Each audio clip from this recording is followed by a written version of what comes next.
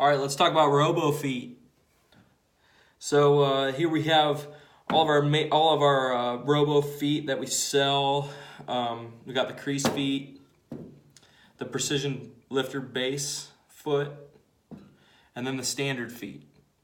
All of our Kiko feet that come on both the Robo or the K-beam come with this knuckle design, 360 knuckle design. It's nice. These same feet come on the standard K-beam and the XL K-beam.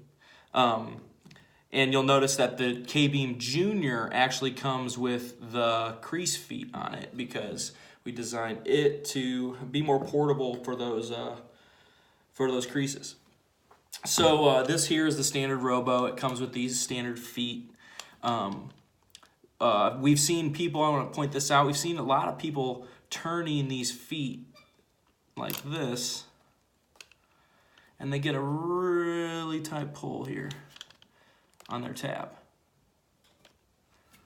But once we saw people doing that, what we did was we created this precision foot.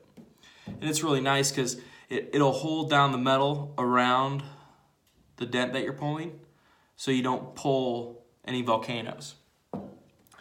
So say you bought yourself a Robo mini lifter, just like this, but you want this. All you gotta do is buy the plate. These feet, you just push them to their limit this way, and then a little further, and they come right off. Set them aside, boom. Then all you gotta do, take your new foot, line it up, push it on, and bam, got yourself a precision mini lifter. Okay, so you got your precision lifter, and you got your standard feet. Well, what are you gonna do for creases? Get yourself a couple Crease feet.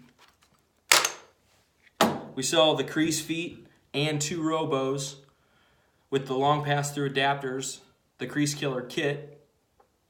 It's great, it's super powerful. But if you already own a Robo, you might not want to spend the money on the whole Crease Killer kit. If you have one Robo, get yourself another Robo. If you have one Robo but you don't think you need both, you can use one Robo with these feet. This Robo goes in any of these 3 positions on the Crease feet.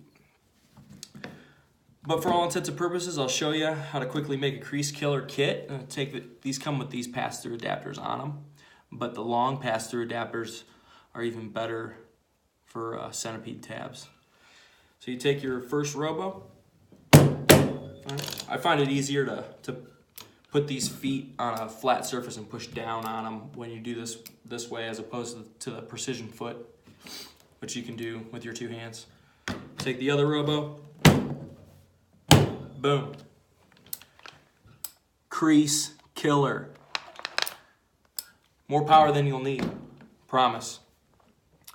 So there you have it. That's our main Robo feet, Robo lifters, how to change them. Let us know if you have any more questions down in the comments. We'll get them answered for you. Thanks.